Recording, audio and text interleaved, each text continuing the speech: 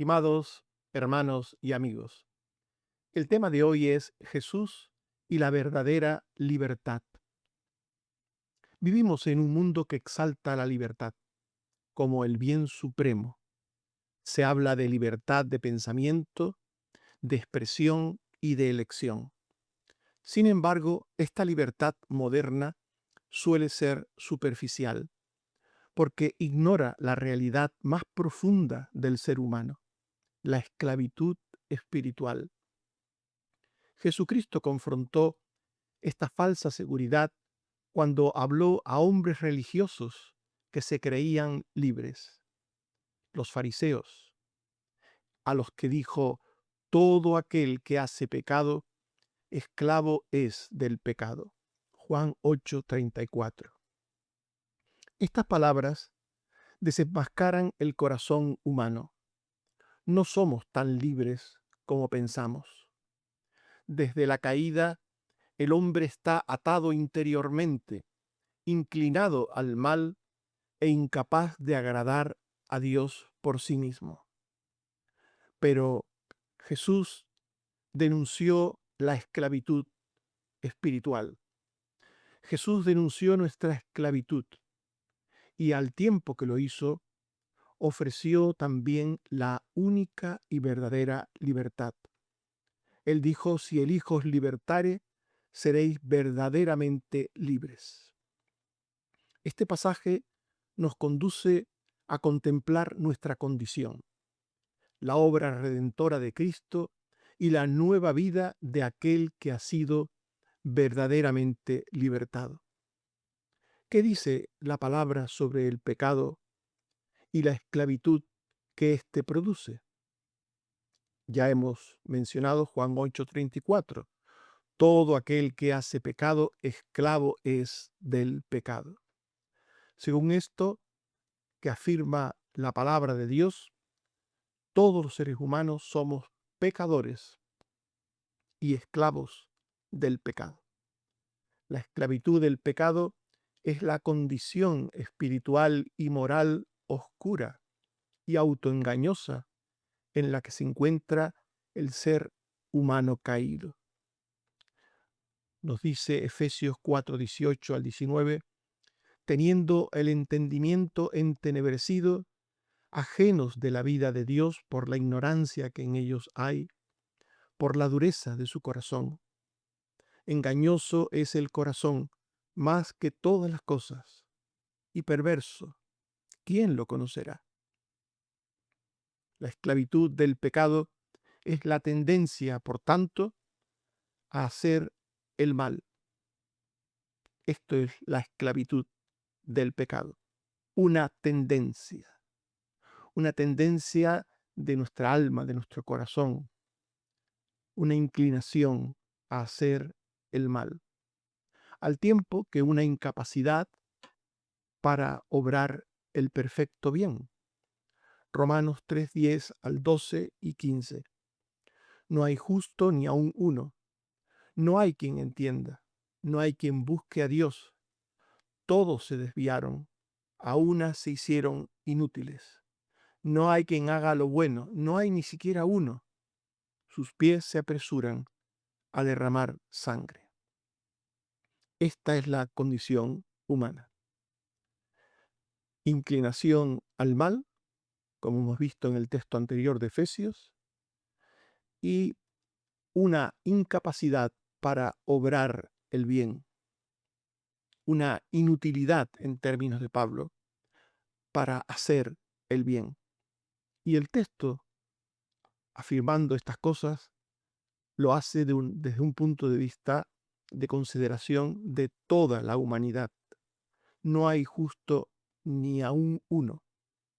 No hay quien busque a Dios. Todos se desviaron, a una se hicieron inútiles. No hay quien haga lo bueno, no hay ni siquiera uno. No hay nadie que haga el bien de forma absolutamente recta, de forma que agrade a Dios, que conoce los secretos del corazón. No hay nadie que deje de pecar, que esté inclinado a pecar. No hay nadie que de sí mismo pueda obrar el bien. Y la palabra de Dios dice que todas las facultades humanas, mente, sentimientos y voluntad, están afectadas por el pecado. Romanos 8, 7 al 8. Los designios de la carne, de la naturaleza humana pecaminosa, son enemistad contra Dios, porque no se sujetan a la ley de Dios, ni tampoco pueden. Y los que viven según la carne no pueden agradar a Dios. Así pues, el pensamiento del pecador está oscurecido e inclinado al mal. El afecto del pecador está enfermo y ama el pecado, pecado que le destruye y le esclaviza, a pesar de lo cual el pecador ama el pecado. La voluntad del pecador hacia el mal le domina.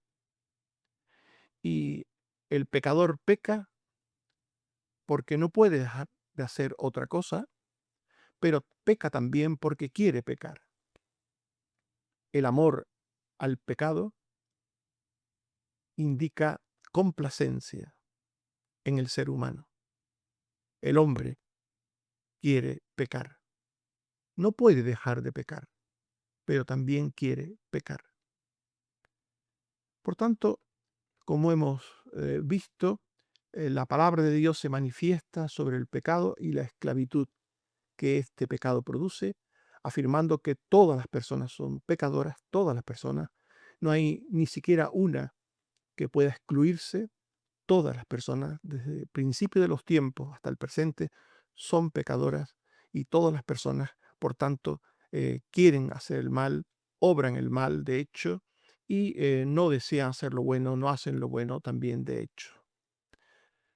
Ahora bien, ¿por qué muchos hombres, a pesar de lo que hemos afirmado, según muestra la palabra de Dios, por qué muchos hombres niegan que son esclavos del pecado? ¿Por qué?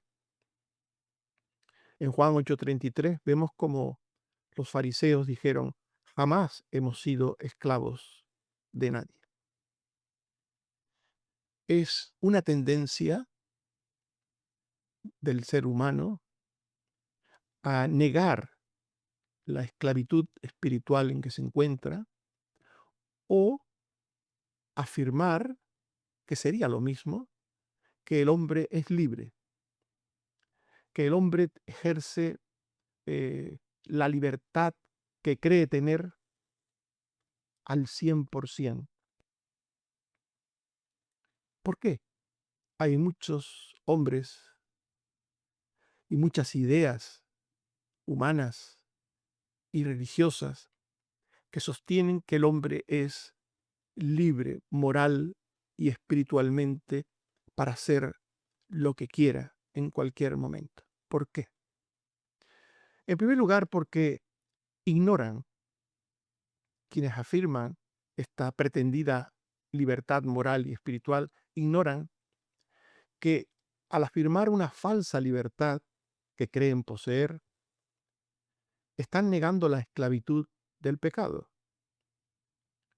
No se dan cuenta que no se puede afirmar que el hombre es esclavo del pecado y al mismo tiempo decir que el hombre es libre, libre de decidir, de tomar un camino u otro de sí mismo. El hombre es libre de hacer esto. Afirmar tal cosa es negar la esclavitud de la cual habla la palabra de Dios. Quienes creen ser libres no entienden que todo pecador está bajo el reino y dominio de las pasiones y hábitos pecaminosos que arrastran como una fuerte corriente del mal. Efesios 2, 1 al 3.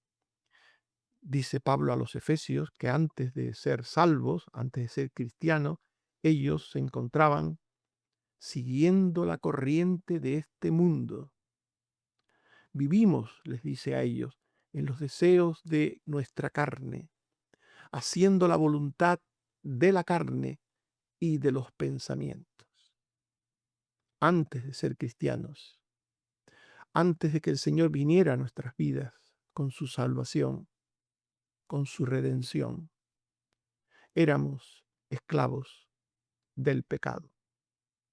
Todo aquel que no tiene a Cristo, que no está en Cristo, es esclavo del pecado. Por tanto, afirmar la pretendida y falsa libertad es negar la esclavitud del pecado. Es ignorar que la esclavitud del pecado domina el corazón y lo inclina a servir al mal. En Romanos 6:12 al 13 se dice, no reine el pecado en vosotros, de modo que lo obedezcáis en sus concupiscencias y seáis instrumentos de iniquidad.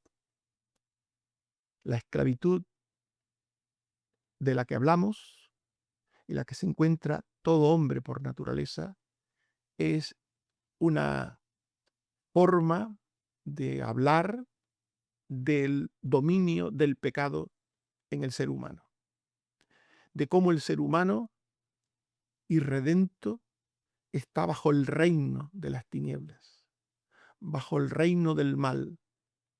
Y estar bajo el reino significa que ese reino es el que manda, es el que dirige, es el que dispone en la vida del pecador. Por tanto, esto es algo que la Biblia subraya una y otra vez. El hombre natural, el hombre sin Cristo, el hombre sin salvación, es pecador y es esclavo del pecado. En Gálatas 5:1, hablando ya a creyentes, a personas que pasaron de ser parte del reino de las tinieblas, de la oscuridad, del mal, y han pasado a ser de Cristo por la salvación, les dice Pablo en Gálatas 5:1, no estéis otra vez sujetos al yugo de esclavitud. No estéis otra vez sujetos. Por tanto, este texto es interesante y hablaremos un poco más de lo que enseña en unos instantes, pero este texto nos muestra cómo la vida pasada de un creyente, cómo su vida sin Cristo era una vida de esclavitud moral y espiritual, una vida de estar bajo el reino del mal, de las tinieblas. Pero el hombre se empeña en seguir afirmando que es libre y se engaña, evidentemente.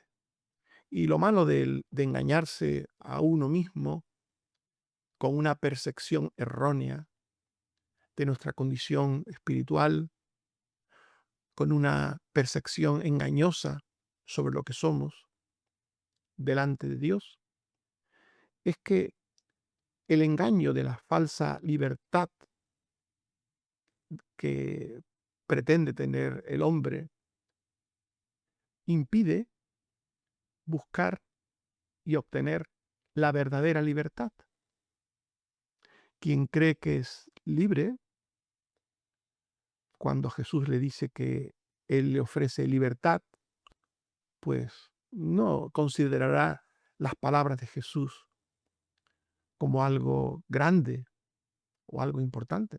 Si es libre, si el ser humano es libre, ¿para qué necesita la libertad que Jesús vino a ofrecer? La libertad que Jesús vino a dar. ¿Para qué? Si ya el hombre es libre. El hombre que cree que es libre, cree que tiene capacidad para tomar decisiones trascendentes, temporales. En eso consiste la creencia de que el hombre, a pesar del pecado, es libre. El hombre puede tomar decisiones en todos los ámbitos, también en el ámbito trascendente, en el ámbito espiritual, en el ámbito moral, puede tomar decisiones. Y dice Hebreos 3:12 al 13, no haya en ninguno de vosotros corazón malo de incredulidad, que ninguno de vosotros se endurezca por el engaño del pecado. El problema del ser humano que afirma su libertad moral y espiritual es que se engaña y ese engaño endurece el corazón. Endurece el corazón para percibir a Dios, para percibir la obra de Dios. Así pues, la presunta libertad de los que están sin Dios es solo un seguimiento de roles, esquemas humanos corruptos del mal, que rigen el mundo, pero llevan a la condenación. Romanos 8:21. La creación será libertada de la esclavitud de corrupción. La esclavitud es algo que está en el hombre, pero también en toda la creación, en todos los ámbitos en los que se mueve el hombre. El pecado lo afecta todo. El pecado hace que todo trabaje, se mueva en contra del ser humano. Gálatas 4:3. Estábamos en esclavitud bajo los rudimentos del mundo. Los rudimentos del mundo nos hablan de esquemas, de valores, de roles que se presentan como la verdad, ignorando la verdad de Dios y oponiéndose a la verdad de Dios. Así pues, todas las personas son esclavas, porque todas las personas son pecadoras, y quienes afirman que no son esclavos, pues niegan que el pecado genere una tendencia al mal y una incapacidad al bien, e impide que las personas que sintiéndose libres puedan valorar lo que Jesús dice que vino a hacer por el mundo. Si el Hijo os libertare, seréis verdaderamente libres, dijo Jesús. Ahora, ¿cómo libera Jesús? Jesús vino a traer libertad, Él vino a redimir. Redimir es liberar al que es esclavo, redimirle bajo precio, bajo el pago de un precio. La redención era eso en la antigüedad, pagar para que el esclavo dejara de ser esclavo y pasase a ser libre. ¿Cómo nos libera el Señor de la esclavitud del pecado? En Juan 8:31 al 32, Jesús dijo, conoceréis la verdad y la verdad os hará libres. Es la verdad absoluta, la verdad de Dios, la que nos libera.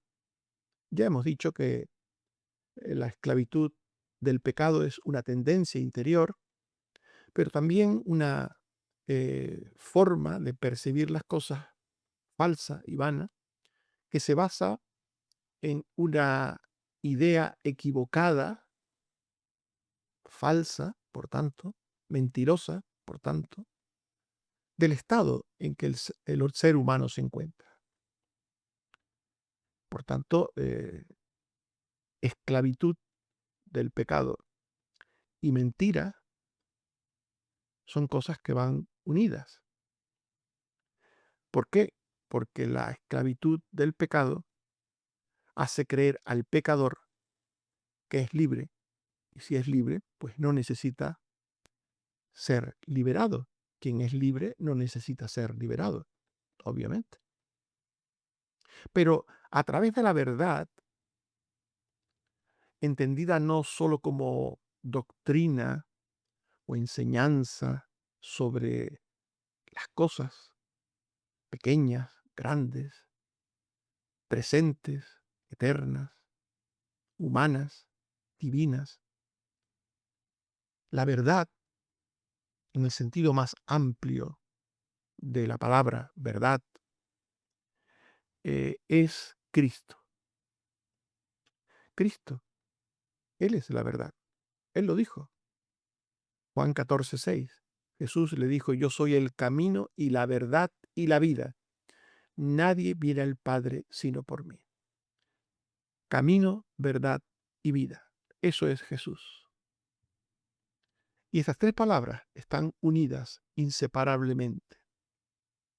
Es la verdad la que nos lleva por el camino a la vida, por el camino al Padre, por el camino a Dios. Es la verdad. Y Jesús es la verdad. Él es la verdad.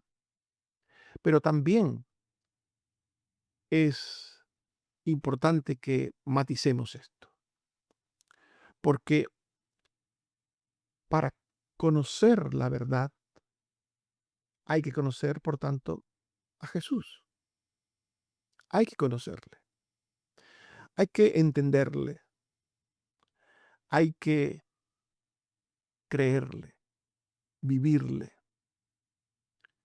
Por tanto, la fe en Jesús, la fe en Cristo, estar en la verdad que es Jesús, es solo posible mediante una relación viva y real con su persona, con su palabra y con su obra redentora. Solo entonces, cuando se tiene esta relación amplia con Jesús, con todo lo que Él hizo, todo lo que Él dijo, todo lo que Él supone, solo una relación genuina con Jesús trae libertad. Juan 8:31 al 32. Conoceréis la verdad y la verdad os hará libres. Conoceréis la verdad y la verdad os hará libre. Por tanto, la libertad para el pecador es algo a alcanzar. No se puede afirmar que una persona pecadora sea libre porque la Biblia afirma que la verdad se alcanza en Cristo. Conoceréis la verdad y la verdad os hará futuro. La verdad libera y libera a aquel que está en esclavitud, está en pecado, bajo el dominio del pecado, bajo la inclinación al mal del pecado, bajo la incapacidad de obrar el bien por el pecado. Así pues, la libertad se conoce en Cristo, por Cristo. Por Él, la verdad que Dios quiere, desea que conozcamos por Cristo, se produce la auténtica y verdadera libertad espiritual. Y esta verdad de Cristo nos llega a través de la palabra de Dios.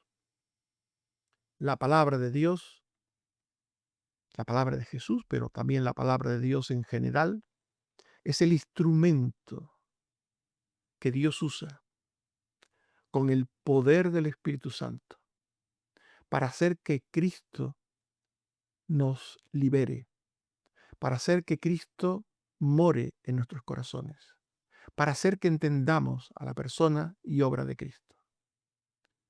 Romanos 1:16 dice que el Evangelio es la buena nueva de salvación, que dice que Jesús es el Salvador, que Dios amó al mundo de tal manera que envió a su Hijo para que todo aquel que en Él crea no se pierda, sino que tenga vida eterna. Esto es el Evangelio. Esto es la palabra del Evangelio. Pues el Evangelio, esta palabra que habla de la salvación de Dios en Cristo, acabamos de leer, es poder de Dios, para salvación en todo aquel que cree. Así pues, a través de la escucha de la palabra de Dios, de la escucha, del entendimiento, de la fe, a través de todo esto, junto,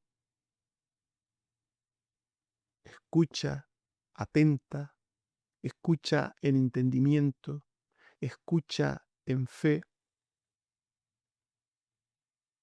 la palabra aplicada por el Espíritu Santo nos hace estar en Cristo y nos hace ser libres. Efesios 1:13. En Jesús, habiendo oído la palabra de verdad, el evangelio de vuestra salvación, y habiendo creído en él, fuisteis sellados con el Espíritu Santo. No olvidéis que estamos contestando a la pregunta, ¿cómo nos liberta el Señor? ¿Cómo el Señor trae libertad a la vida de una persona? Y hemos respondido que es en Cristo cuando el Espíritu Santo aplica con poder la palabra de Dios al corazón del pecador y le lleva a entenderla, a creerla y a vivirla. Esta libertad que se produce en el pecador es la consecuencia de esa actividad regeneradora y santificadora del Espíritu Santo.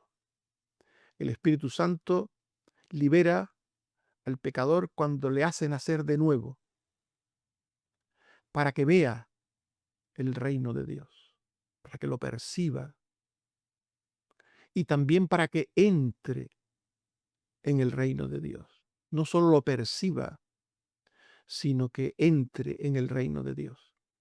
Juan 3:3 y 5 al 6. El que no naciere de nuevo no puede ver el reino de Dios. El que no naciere de agua y del Espíritu no puede entrar en el reino de Dios. Es este nuevo nacimiento, esta obra del Espíritu Santo, que la Biblia llama nuevo nacimiento o llama regeneración, lo que nos lleva a ver la verdad, a verla, a discernirla, a entenderla y también a creerla de manera que respondamos a esa verdad en el modo y manera que Dios quiere. El Espíritu Santo libera cuando da el conocimiento de pecado al pecador y lo lleva al arrepentimiento. Juan 16:8. El Espíritu convencerá al mundo de pecado, de justicia y de juicio. Es el Espíritu Santo quien convence al pecador de lo que es, del estado en que se encuentra delante de Dios y de las consecuencias de ese estado de pecado. Segunda Corintios 3:17, donde está el Espíritu del Señor, allí hay libertad. Romanos 8:2, el Espíritu de vida me ha librado de la ley del pecado y de la muerte. Por tanto, la libertad es Cristo, la libertad es la verdad de la palabra de Dios, pero esa verdad la aplica el Espíritu Santo con su poder a la vida de los pecadores, llevándoles a entender a Jesús de modo que Él more en el corazón de todo redimido. ¿Cómo vive una persona que es libre en Cristo? ¿Cómo vive un cristiano la verdadera libertad que ha obtenido en Cristo? ¿Cómo?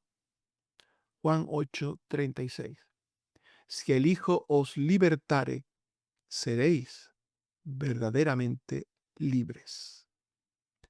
La libertad de Cristo rompe las cadenas del pecado por medio de la salvación.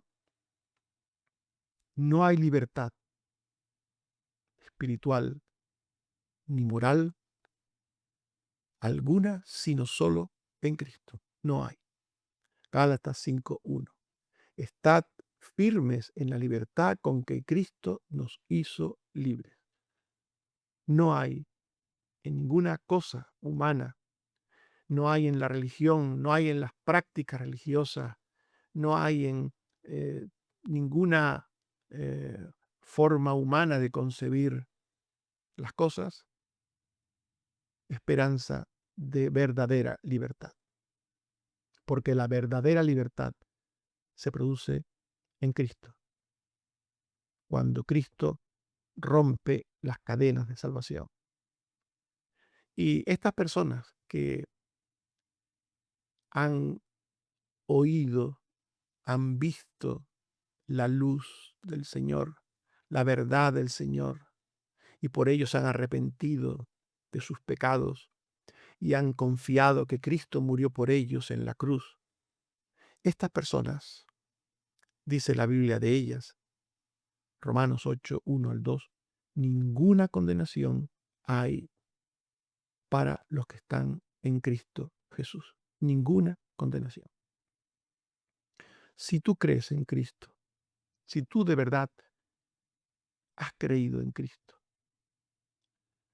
porque Él te llevó por la palabra, en el poder del Espíritu Santo, a entender tu condición de pecado, a entender que el pecado ofende a Dios, a entender que el que está en pecado está en muerte, en descarrío.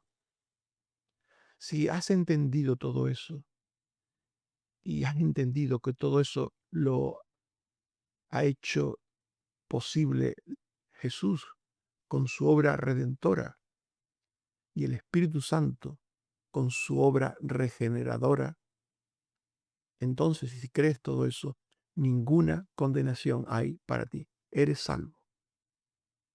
Eres salvo. La salvación es algo que quien la tiene puede afirmar que la tiene. Quien tiene la salvación puede afirmar que la tiene. Sencillamente, siguiendo el hilo del pensamiento bíblico. La Biblia dice, el que cree en Cristo tiene vida eterna. Si tú puedes decir, creo en Cristo, también puedes afirmar, tengo vida eterna. El que está en Cristo, el que está siendo objeto de la obra del Espíritu Santo, es una persona que tiene la justificación de sus pecados, el perdón de sus pecados. De ahí que no haya ninguna condenación para él. Romanos 5:1. Justificados pues por la fe, tenemos paz para con Dios. Colosenses 1:13-14. En quien tenemos redención por su sangre, el perdón de pecados. No olviden que la palabra redención significa liberación del cautivo, del esclavo, mediante el pago de un precio. En Cristo tenemos redención. En Cristo tenemos el perdón de pecados. En Cristo hemos sido justificados por medio de la fe y tenemos paz con Dios. Por tanto, el que tiene la verdadera libertad, su situación ante Dios ha cambiado totalmente. Donde había condenación, ahora hay salvación. Donde había muerte, ahora hay vida. Donde había perdición, ahora hay seguimiento de Jesús por el camino estrecho, llevando su cruz. Una nueva vida, en definitiva. 2 Corintios 5:17. Si alguno está en Cristo, nueva criatura es. El creyente es una nueva criatura, una nueva persona, por la obra que Dios ha hecho en él. Antes era esclavo y ahora es libre. Antes era ciego y ahora ve. Antes estaba perdido y ahora es hallado.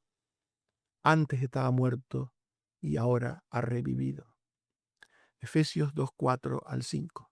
Estando muertos en pecado, estando, tiene que ver con el pasado, estando muertos en pecado, nos dio vida juntamente con Cristo. Nos dio. Estábamos muertos y nos dio vida con Cristo. Por tanto, lo que el creyente es,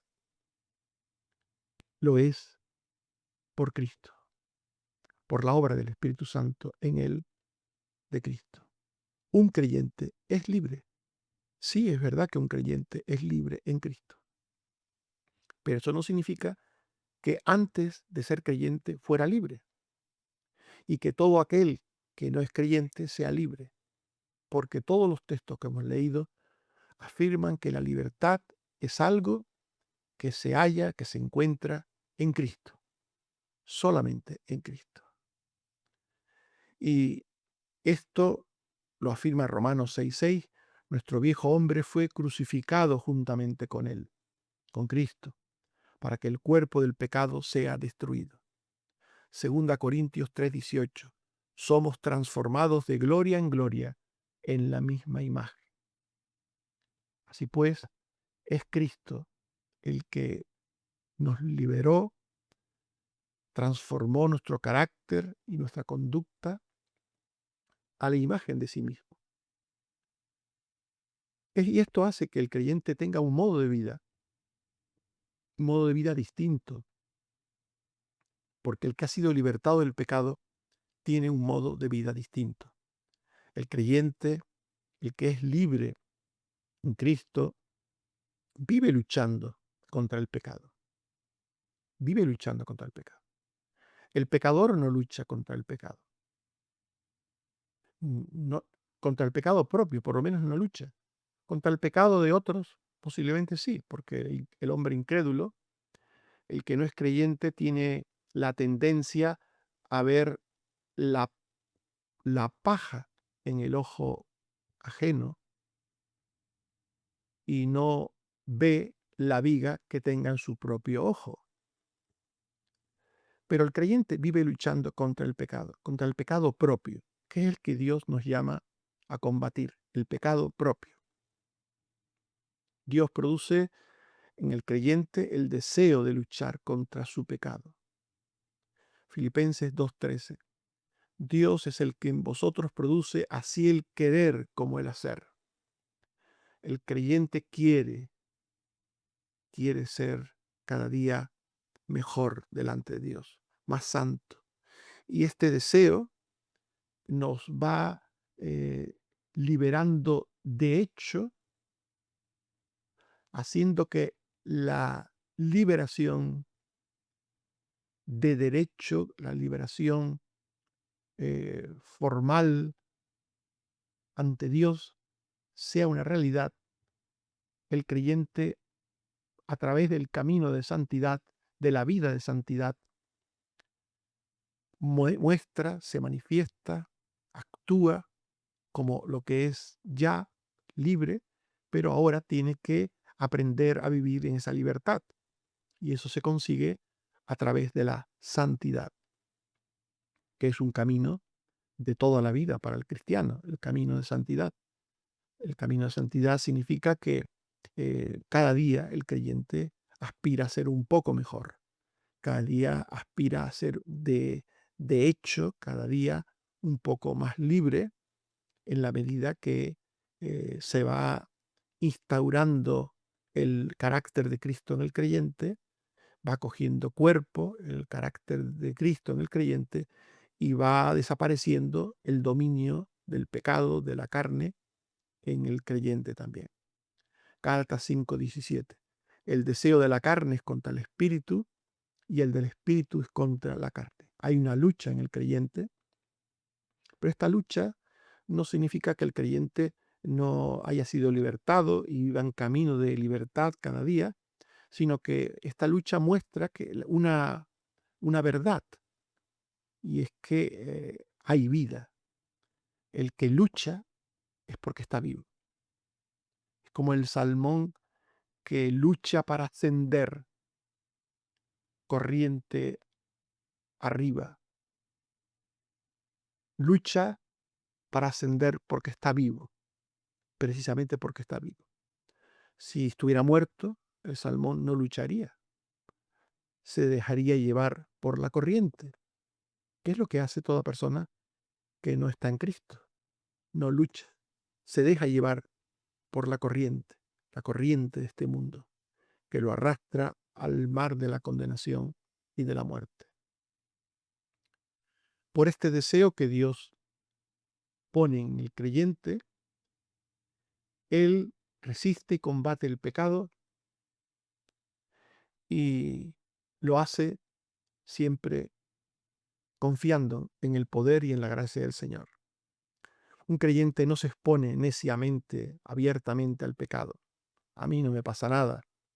Yo puedo estar aquí o estar allá y a mí no me va a pasar nada, porque soy libre y yo siempre voy a poder hacer lo que, lo que quiera, lo que desee. El creyente es como, usando una metáfora, el creyente es como un alcohólico que ha dejado de beber, ya no bebe, es libre, ya no es esclavo del pecado. Pero el alcohólico debe saber que podría caer de nuevo en el vicio, podría caer. Por eso el creyente no se expone neciamente al pecado, sino que día a día recuerda lo que era y lo que nunca quiere que vuelva a su vida y vive en la libertad, en la verdadera libertad, haciendo la voluntad de Dios, haciendo lo que es justo, haciendo lo que es correcto. Primera de Pedro 2:11. Absteneos de los deseos carnales que batallan contra el alma. Así pues, esta verdadera libertad supone un seguimiento de la verdad, de la justicia, del amor, de la misericordia, y un abstenerse de cualquier deseo pecaminoso que quiera llevarme de nuevo a transitar la senda del mal. El creyente vive una vida de búsqueda. El que es libre en Cristo vive una vida de búsqueda de la justicia y de la voluntad eterna de Dios. El creyente ama y busca hacer todo aquello que es justo delante de Dios. Mateo 5:6. Bienaventurados los que tienen hambre y sed de justicia. El creyente tiene hambre de ser justo delante de Dios. No para su gloria, sino para la gloria de Dios. No para obtener algún tipo de prebenda humana, sino para bien del reino de Dios. Romanos 7:22. Según el hombre interior me deleito en la ley de Dios. Quien es libre se deleita considerando cómo debe ser un creyente, un hijo de Dios. Le gusta oír hablar de eso, que le hablen de eso. Le gusta a alguien que es libre oír que el creyente debe ser manso y humilde, que el creyente debe ser misericordioso y perdonador, que no hay que amar a quien te ama meramente, sino que hay que amar a todos, incluso al enemigo. Y el creyente lo entiende y quiere hacerlo. Un creyente quiere amar a todos, aún a sus enemigos.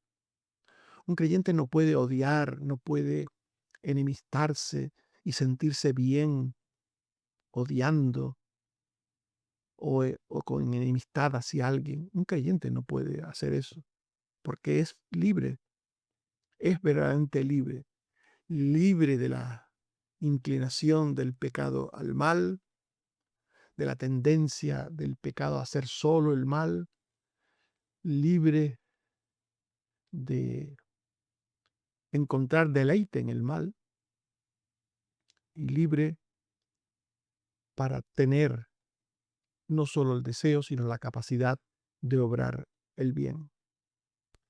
1 Tesalonicenses 4:1. Os conviene conduciros y agradar a Dios. Colosenses 1:10. Andando como es digno del Señor, agradándole en todo. Esta es la conducta de una persona libre en Cristo.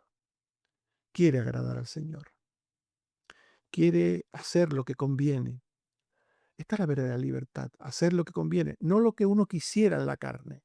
Ya hemos explicado esto en muchas ocasiones. El hombre pecador, también el cristiano equivocado, entiende la libertad como hacer lo que uno quiere, lo que a uno le da la gana. Eso no es libertad, eso es libertinaje. La verdadera libertad consiste en hacer el bien, en obrar justicia, la voluntad de Dios, en entender que lo que Dios dice es lo mejor, lo único que es verdad. Amarlo, amar lo que dice Dios, desearlo y gozarse en ello. Esto es la verdadera libertad. Un sentimiento profundo de amor hacia la verdad de Dios, la justicia de Dios, la compasión y misericordia de Dios, y un deseo profundo también de obrar en esa línea, en esa senda.